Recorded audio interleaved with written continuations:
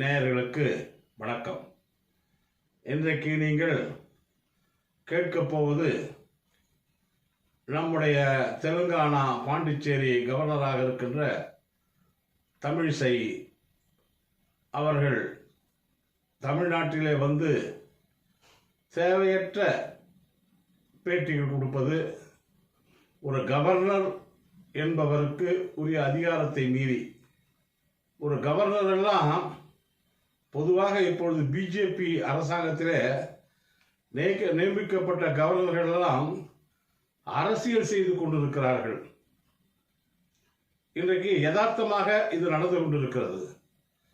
பிஜேபியிலே தமிழ்நாட்டிலே தலைவராக இருந்த நம்முடைய தமிழிசை சவுந்தரராஜன் அவர்கள் கவர்னராக தெலுங்கானாவுக்கும் பாண்டிச்சேரிக்கும், அதில் கூட பல 2 ஸ்டேட்டுக்கு கவர்னராக இருக்கிறாங்க, அவர்களை நியமித்து விட்டார்கள். அந்த மக்களை போய் பார்க்க வேண்டியது தானே. அந்த மக்களுக்கு தேவையானது செய்யலாம். தெலுங்கானாவில் மழை வந்தால் அதை போய் பார்க்கலாம். அங்கெல்லாம் பார்ப்பது கிடையாது. அந்த மக்களுக்கெல்லாம் எதுவும் செய்யவில்லை. ஆனால் இன்றைக்கு தமிழ்நாட்டிலே அரசியல் செய்ய வேண்டும் என்று, நான் கவர்னராக வரவில்லை, நான் இந்த மண்ணின் மைந்தன் என்ற முறையில் வந்திருக்கிறேன் என்று இன்றைக்கு தூத்துக்குடியில் சென்று அவர் பேசுகிறார் என்று சொன்னால், அருமைக்குரிய நேயர்களே, இதெல்லாம் முறையாகுமா, தகுதியாகுமா என்பதை நீங்கள் தான் புரிந்து கொள்ள வேண்டும். ஒரு கவர்னர் எதற்காக வந்து பேசுகிறார்? தேவையற்ற வேலை. இங்கே மாநில சர்க்கார் இருக்கிறது, அவர்கள் செய்து கொண்டிருக்கிறார்கள். அவர்களுக்கு அந்த மக்கள் பாதிக்கப்பட்டிருக்கிறார்கள். பாதிக்கப்பட்டவர்களுக்கு இங்கே மாநில சர்க்கார் எல்லா அரசு கருவிகளையும் அங்கே அனுப்பி, மந்திரிமார்கள் சென்று அங்கே எல்லோரும் பார்த்து அந்த 4 மாவட்டங்களுக்கு இன்றைக்கு தீவிர பணியாற்றி கொண்டிருக்கிறார்கள் நம்முடைய திமுக அரசாங்கத்திலே. ஆனால் அதை வந்து கொச்சைப்படுத்துவதைப் போல இன்றைக்கு மத்திய சர்க்கார், ஒன்றிய அரசில் இருந்து வந்து நிர்மலா சீதாராமன் அவர் இப்பொழுதுதான் அவர் பேசிவிட்டு சென்றார். அந்த மாமிக்கு பிறகு இந்த அம்மா, இவருக்கு இது தேவையற்றது, தேவையற்ற வேலை. இதெல்லாம் எதை காட்டுகிறது என்று சொன்னால், வருகின்ற தேர்தலில் பிஜேபியை அந்த பகுதியில் நிலைநிறுத்த வேண்டும் என்கின்ற அரசியல் காழ்ப்புணர்வில் அவர்கள் வந்து பேசிக் கொண்டிருக்கிறார்கள். அவர்கள் யார் இதெல்லாம் பேசுவதற்கு? ஏன் அண்ணாமலை பேச வேண்டியதுதான், அவர் தானே தலைவர். இப்போ அண்ணாமலை பாவம் நொந்து போயிருக்காரு. என்னடா இவங்க வந்து பேசியிருக்கிறாங்கன்னு அவர் பாவம் ஒருத்தர் இருக்காரு. அவர் நண்பர்கள்கிட்ட சொன்னாராம், தகவல் வருது, என்ன இவங்க வந்து இப்படி பண்ணியிருக்கிறாங்கன்ட்டு. ஆக தூத்துக்குடியிலே இருக்கின்ற பிஜேபியை சார்ந்தவர்கள், திருநெல்வேலியில் இருக்கின்ற பிஜேபியை சார்ந்தவர்களே வெறுத்து போயிட்டாங்க. அவங்களே முகம் சுழிக்கிறாங்க. இன்னைக்கு நிர்மலா சீதாராமன் பேசுறதுக்கும் நம்ம தமிழிசை சவுந்தரராஜன் பேசுறதுக்கும் அவன் வெறுத்து போயிருக்கிறான். அந்த அளவு தேவையில்லாத அரசியல். இதெல்லாம் ஒரு தகுதியில் இருக்கிறவங்க அரசியல் பேசக்கூடாது. மாநில சர்க்காருக்கு உதவியாக இருக்க வேண்டும். இன்றைக்கு சாதாரணமாகவா சென்னையில் வந்து பேசுறீங்களா? நான் கேட்குறேன், சென்னையில் பேசுறீங்களா? இப்போ என்ன சொல்ற, 4000 கோடி என்னாச்சு? 4000 கோடி என்ன? 4000 கோடி நீங்களா மத்திய அரசா கொடுத்தீங்க? நான் கேட்குறேன், மத்திய அரசு கொடுக்கலையே.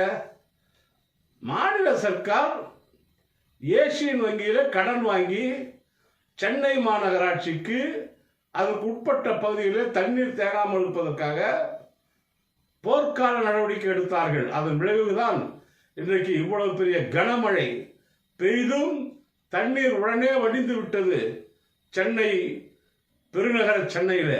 அந்த அளவுக்கு வேலை நடந்திருக்கிறது. கொசத்தரையாறு தூர்வாரப்பட்டிருக்கிறது. அதே போல கூவமாறு தூர்வாரப்பட்டிருக்கிறது. அடையாறு அறு தூர்வாரப்பட்டிருக்கிறது. ஆங்காங்கே ஸ்டாம் வாட்டர் ட்ரெயின் எல்லாம் பழைய நிலத்தெல்லாம் எடுத்துவிட்டு பெரிய ஸ்டாம் வாட்டர் ட்ரெயின் கட்டி மழைக்காலங்களில் அந்த தண்ணீர் போவதற்கு ஏதுவாக அங்கங்கே இணைப்புகள் கொடுக்கப்பட்ட காரணத்தினால் இவ்வளவு பெரிய கனமழை பெய்தும் இங்கே ஒரு 4-5 மணி நேரத்திலே அது கிளியர் ஆகிவிட்டது என்று சொன்னால் அதை பாராட்ட வேண்டாமா? இங்கே வந்த ஒன்றிய அரசினுடைய குழு அவர்கள் வந்து இங்கே பார்க்கிறார்கள், பார்த்துவிட்டு நல்ல அருமையாக பண்ணியிருக்கிறார்கள் மாநில சர்க்கார் என்று பாராட்டி விட்டு சென்றிருக்கிறார். அதே போல நம்முடைய தென் மாவட்டங்களிலே போய் அங்கேயே பார்த்துவிட்டு மழைக்காலங்களில் உடனுக்குடன் பணியாற்றுவதனால்தான் வெள்ளம் தேங்காமல் பல பேரிடர்கள் இங்கே தடுக்கப்பட்டிருக்கிறது என்று மாநில சர்க்காரை பெருமையாக பேசிவிட்டு அந்த குழு சென்றிருக்கிறது, ஒன்றிய குழு. ஆனால் வருகின்ற மந்திரிமார்கள், வருகின்ற கவர்னர், நம்ம நாட்டுக்கு தமிழ்நாட்டுக்கு சம்பந்தம் இல்லாத கவர்னர் அனாவசியமா பேசுறாங்கன்னா இதெல்லாம் தேவையா? உடனே மைக்கை கொடுத்தா போதும், கேமரா வந்தா போதும், ஏதாவது நாம பேசணும், அதில் வரணும். இந்த மாதிரி விளம்பர பிரியர்கள் இருப்பது பிஜேபியில் அடாடாடாடாடா. இவரெல்லாம் என்ன மக்கள் சேவை செய்கிறாங்க? தலை எப்படியோ அப்படிதான் கீழே இருக்கிற வாழும். அவரு யாருமே இல்லாத கையை காட்டிட்டு இருப்பாரு. அதே மாதிரி இவங்க பண்ணிட்டு இருக்கிறாங்க. பொதுவாக புண்ணியோடு மட்டும் புரிந்துக்க வேண்டும் நம்முடைய அருமைக்குரிய நேயர்களே. தமிழ்நாட்டில் சரியான முறையில் இன்றைக்கு தென் மாவட்டங்களில் மழை வரும் என்று சரியான முறையிலே நம்முடைய வானிலை ஆராய்ச்சி நிலையம் அறிவிக்கவில்லை. காரணம், இங்கே அந்த அளவுக்கு ஒரு கருவிகள் கிடையாது. வெளிநாட்டிலே சரியாக சொல்லுகிறார், மழைத்துளி எத்தனை மணித்துளிக்கு வரும், எவ்வளவு மழை பெய்யும் என்று அருமையாக சொல்லுகிறார்கள். அதை வைத்து அங்கங்கே இருக்கின்ற அரசுகள் நடவடிக்கை எடுக்கிறார்கள். ஆனால் அப்படி இருந்து 1-2 தவறி விடுவது உண்டு. ஆனால் இங்கே அந்த வழி வசதிகள் இல்லை. ஏன் இதுவரை மத்திய ஒன்றிய அரசாங்கம் செய்யாமல் இருக்கிறது நான் கேட்கிறேன். அருமைக்குரிய நேயர்களே, பொதுவாக 3 அலர்ட் பண்ணுவாங்க. வானிலை ஆராய்ச்சி மையம் 3 அலர்ட் பண்ணுவாங்க மீனவர்களுக்காக, மக்களுக்காக என்று. அது எப்படி என்று சொன்னால், முதலில் எல்லோ அலர்ட் சொல்லுவார்கள். எல்லோ அலர்ட் என்றால் சிவியர் பேட், அதை தான் ஏற்றுவார்கள். அது 6 to 11 சென்டிமீட்டர் மழை பெய்யும் என்று பொருள். அதற்கு பிறகு ஆரஞ்சு அலர்ட் ஏற்றுவார்கள் வானிலை ஆராய்ச்சி மையத்தில். அந்த ஆரஞ்சு அலர்ட் ஏற்றினால் அது எக்ஸீடா மழை பெய்யும், எக்ஸீட் பேட் என்று சொல்லுவார்கள். அதற்கு 6 to 20 சென்டிமீட்டர் வரைக்கும் மழை பெய்யும். இதுதான் பொருள். அதற்கு பிறகு ரெட் அலர்ட் என்று போடுவார்கள். ரெட் அலர்ட், ரெட் அலர்ட் என்பது ரிஸ்க் பேட் போடுவார்கள். அந்த ரிஸ்க் பேட் போடுறப்போ 20 சென்டிமீட்டர் மழை பெய்யும். ஆக 20 சென்டிமீட்டருக்கு மேல அளவு நம்ம வானிலை ஆராய்ச்சி நிலையத்திலே இல்லை. வானிலை ஆராய்ச்சி நிலையம் யார் கண்ட்ரோல் இருக்கு? ஒன்றிய அரசுடைய கண்ட்ரோல் இருக்கு. ஆனால் 20 சென்டிமீட்டருக்கு மேல அளவு இல்லை என்றால், இங்க 93 சென்டிமீட்டர் தூத்துக்குடியில் மழை பெய்திருக்கிறது என்று சொன்னால், காயல்பட்டினத்தில் மழை பெய்திருக்கிறது சொன்னால், வானிலை ஆராய்ச்சி மையம் அதை தெரிவிக்கவில்லை. இது யார் தவறு? ஒன்றிய அரசு வேண்டிய உபகரணங்களை வாங்கி வைத்து மாநிலத்தை அலர்ட் பண்ணாததுதான் அவர்களுடைய தவறு. இதைத்தான் மாநில அரசாங்கம் சுட்டி காட்டுகிறது. நம்முடைய முதல்வரும் சொன்னார், ஒவ்வொரு மாநிலத்திலும் மக்கள் இருக்கிறார்கள், ஒன்றிய அரசுக்கு மக்கள் கிடையாது. அவர்கள் ஒன்லி மேனேஜ்மெண்ட் தான். இப்போ 4000 கோடி 4000 கோடின்றன சென்னையில் பண்ணதுக்கு அது என்னாச்சு? அது என்னாச்சு? அது என்னாச்சு? அது கேட்க நீ யாரு? அதுக்கு ஆடிட் இருக்கு, சிஐஜி இருக்கான். அவன் ஒன்னு நோண்டி பிடி கரைப்பான். அந்த சிஐஜி சொன்னா 7.5 லட்சம் கோடி பிஜேபி அரசாங்கத்திலே இன்றைக்கு அரசுக்கு நஷ்டம் ஏற்பட்டிருக்குதுன்னு அவன் சொன்னான். அதனுடைய இதெல்லாம் பின்னாடி வரும். அந்த 7.5 லட்சம் கோடி உங்க அரசாங்கத்திலேயே அது மறைக்கப்பட்டு அது சரியான முறையிலே செய்யப்படவில்லை என்று சொன்னால் சிஐஜி சொல்லியிருக்கான். உங்களையே அந்த சிஐஜி பார்ப்பாங்க இல்லையா? எங்களையும் ஒன்னா டீ வாங்கி கொடுக்குற செலவு கூட பார்ப்பான் சிஐஜி. அந்த சிஐஜி பார்த்தா அவன் கேட்க போறான், பதில் சொல்ல போறாங்க. சரியா இருந்தா ஓகே சொல்ல போறான், இல்லைன்னா ஆடிட் அப்ஜெக்ஷன் எழுத போறான். இதுதானே. ஆக அந்த சிஐஜி இருக்குது. நீங்க கேட்குறீங்க என்னாச்சு? நாங்க தான் சொல்றோமே. அப்படி இருந்தாலும் உங்களுக்கு கணக்கு சொல்லி இருக்கிறோம். எதுக்கு எவ்வளோ ஆச்சு, எதுக்கு எவ்வளோ ஆச்சு, அந்த பணத்தில் எவ்வளவு செலவு பண்ணியிருக்கு என்பதை கணக்கு சொல்லியிருக்கோம். இன்னும் எவ்வளோ இருக்குது என்பதை சொல்லியிருக்கிறோம். அது என்ன சென்ட்ரல் கவர்மெண்ட் கொடுத்தப்பமா ஏன்னா இவங்க கொடுத்தாங்கன்ட்டு ஒருத்தரும் பேசலாம், விஷயம் தெரியாத. அதை ஒருத்தர் பாருங்க சொல்றாரு, 5600 ரூபாய் மத்திய அரசாங்கம் கொடுத்ததான். எவ்வளோ?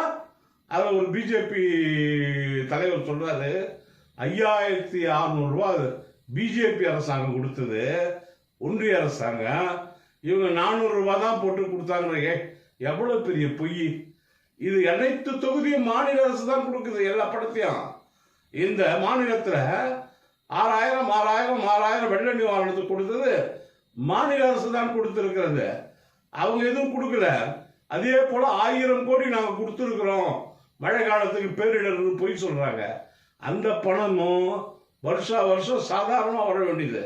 அது ஜூன்ல ஒரு தடவை ரிலீஸ் பண்ணுவோம், அதுக்கப்புறம் டிசம்பர்ல ஒரு தடவை கொடுப்பாங்க. அந்த பணம் தான் அது, இப்போ வர வேண்டிய பணம் கிடையாது, அது போன வருஷத்து பணம். ஆக இப்படி அவங்க பண்றது எவ்வளவு பெரிய தவறு. பொதுவாக இந்த அமௌண்ட்டை மாநில சர்க்கார்லாம் அவங்களோட கான்ட்ரிபியூஷன் அதில் இருக்கு, அவங்களாம் போட்டு இந்த மாதிரி பேரிடர் வந்தா அவசர தேவைக்கு உதவி செய்யணும்னு சொல்லிட்டு மாநில சர்க்கார் வழங்கி இருக்கிறது. அது மட்டுமா, எல்லா வரியும் அவங்களே போயிடுறாங்க. மாநில சர்க்காருக்கு வரி போடுறதுக்கு வாய்ப்பே இல்லை. ஒன்றே ஒன்று பெட்ரோலில் போடலாம், அதுக்கப்புறமா வேற எதில் போட முடியும் சொல்லுங்க? அந்த ஒயின் ஷாப் இருக்குது பாருங்க, அதில் தான் போடலாம் வரி, இதில் தான் போட முடியும். வேற எதுவுமே வாய்ப்பு இல்லை. ஒன்றிய சர்க்கார் எல்லாத்தையும் அவங்க எடுத்துட்டு போயிட்டாங்க. இன்னைக்கு ஜிஎஸ்டி வரி, இங்க இருந்த வரி ஜிஎஸ்டி வரி, அதே அவங்க எடுத்துட்டு போயிட்டாங்க. அதே போல சென்ட்ரல் எக்ஸைஸ் டியூட்டி அதையும் எடுத்துட்டு போயிட்டாங்க. இன்கம் டேக்ஸ் அதுவும் அவங்க கையில் இருக்குது. எப்படி இந்த நாட்டில் இருக்கிற வரிகள் எல்லாத்தையும் மொத்தமா நீங்க வாங்கி வச்சுக்கணும், மாநில சர்க்காருங்க வரியே இல்லை. அதை தான் நாங்கள் கேட்குறோம். குடுன்னு கேட்கறது எது? அந்த வரி வாங்கிட்டு போறீங்கல்ல. ஏறத்தாழ 5 ஆண்டுல 5 லட்சம் கோடி வரி வாங்கியிருக்கிறீங்க. 5 லட்சம் கோடி என்றால் கடந்த ஆண்டு 1 லட்சம் கோடி வரி போயிருக்குது தமிழ்நாட்டில இருந்து. அதில் தான் உங்களை கொடுக்க சொல்லி கேட்கறோமே தவிர வேற எதை கேட்குறோம்? இதை கேட்டா இல்லாத கதையெல்லாம் பேசிக்கிட்டு சும்மாவே ஏதோ ஒன்று சொல்லிக்கின்னு என்னவோ மாநில அரசே செயல்படாத மாதிரி நான் கேட்கற முடியும்னு சொல்றேன். நாங்கள் சுனாமி பேரிடருக்கே அறிவிக்கிறேன்னு நம்முடைய நிர்மலா சீதாராமன் அம்மா சொல்றாங்க. சுனாமி எப்போ பேரிடர்னு ஒரு நிர்வாகமே இல்லை. 2004 சுனாமி வரப்போ இந்த பேரிடர்லாம் இல்லை. அதுக்கு அப்புறம் தான் பேரிடர் மேனேஜ்மெண்ட் ஆரம்பிக்கிறாங்க 2005. அப்போ எப்படி அறிவிக்க முடியும்? அதற்கு பிறகு தான் அறிவிச்சாங்க. ஏன் கொரோனாவுக்கு அறிவிக்கலையா? சொல்லுங்க, கொரோனாவுக்கு அறிவிக்கல. இதெல்லாம் சும்மா அப்படிதான் பேசிட்டு இருந்தா நல்லா இருக்காது. ஒரு அரசு, மாநில அரசு எவ்வளவு சிரமப்படுறாங்க எல்லாரும் நாட்டு மக்கள். நீங்க அதை மனசுல வச்சுக்கின்னு மாநில சர்க்காருக்கு உதவியா இருக்க வேண்டியதுதான் ஒன்றிய அரசுடைய கடமை. பல மாநிலங்களுடைய ஒன்றியம் தான், பல மாநிலங்கள் ஒன்று சேர்ந்ததுதான் ஒன்றிய அரசாங்கம். ஆனா நீங்க என்ன தனியா ஒரு இது மாதிரி ஏதோ நீங்க பெரிய பிக் பாஸ் மாதிரி நீங்க உங்களுக்கு நாங்கள் அடிமையா? மாநில சர்க்காரு உங்களுக்கு அடிமையா? தப்பு. அந்த மாதிரி நினைப்பே இருக்கக்கூடாது. அதை மனதில் வைத்துக்கிட்டு மாநில அரசு கேட்பதற்கு உதவி செய்து கூட இருந்து உதவி செய்யணும். நாங்கள் ஹெலிகாப்டர் அமிச்சோம், நாங்கள் அதை அமிச்சோம், நாங்கள் போட் அமிச்சோம், நம்ம காட்டு அமிச்சோம்னா என்ன அர்த்தம்? நீங்கள் எப்பயும் அனுப்புறதுலாம், எந்த மாநிலத்துக்கு இருந்தாலும் அனுப்புவாங்க. ஆனால் சும்மா அனுப்பலங்க. அதுக்கெல்லாம் தமிழ்நாடுக்கு பில்லு போட்டு கொடுப்போம். அந்த பில்லு பணத்தை தமிழ்நாடு கட்டி ஆகணும். அது எத்தனை ஹெலிகாப்டர் அதெல்லாம் நம்ம தான் பணம் கட்டுறோம். தமிழ்நாடு தான் பணம் கட்டுது, தமிழ்நாடு அரசு தான் பணம் கட்டுது. ஏன் இந்த மாதிரி பொய் புனை சுருட்டு பண்ணிட்டு இருக்கீங்க? அதில் வேற இந்த அம்மா இல்லாத இது என்னவோ குச்சிக்கின்னு அப்படி இப்படின்னு இது என்னுடைய இதுன்னா நீ ஒன்று கவர்னர் அசைன்மெண்ட் அரசியல் பண்ண, அண்ணாமலை தூக்கி போட்டு நீயே தலைவியாவா? யார் வேணான்றாங்க? அதை விட்டுட்டு ஒரு கவர்னராக இருந்தது தேவையில்லாம இங்க மூக்கெல்லாம் நினைக்கக்கூடாது. தவறு. பதவிக்கு தகுந்த மாதிரி நம்முடைய தமிழிசை நடக்க வேண்டும் என்று நான் கேட்டுக்கொள்கிறேன். ஆகவே அருமைக்குரிய நேயர்களே, உண்மை, யதார்த்தமான உண்மையை புரிந்து கொள்ளுங்கள். இன்றைக்கு ஏன் சோழிய குடிமை சும்மா ஆடுமா? இன்றைக்கு தேர்தல் வரப்போகிறது. அந்த பகுதியில் இருக்கிற மக்களை கவர் பண்ணணும்னு நினைக்கிறாங்க. அதெல்லாம் முடியாது. 1-2 பேர் இந்த பிஜேபிக்காரவனும் இனிமேல் பிஜேபியில ஓட்டு போட மாட்டான். அவெல்லாம் மன வெறுத்து போய் திருந்திட்டாங்க. எல்லாரும் திருந்தி இன்றைக்கு திராவிட முன்னேற்ற கழகத்துக்கு ஆதரவா அந்த மக்கள் மாறிக்கிட்டு வராங்க. இவன் என்ன நாடகம் நடிச்சாலும் எடுபடாது எடுபடாது எடுபடாது என்று சொல்லுகிறேன். அருமைக்குரிய நேயர்களே, அன்பு கூர்ந்து நம்முடைய செம்மொழி நம்பி டிவியை நீங்கள் சப்ஸ்கிரைப் செய்து எங்களுக்கு நல்ல ஆதரவு தர வேண்டும் என்று கேட்டுக்கொள்கிறேன். நன்றி, வணக்கம்.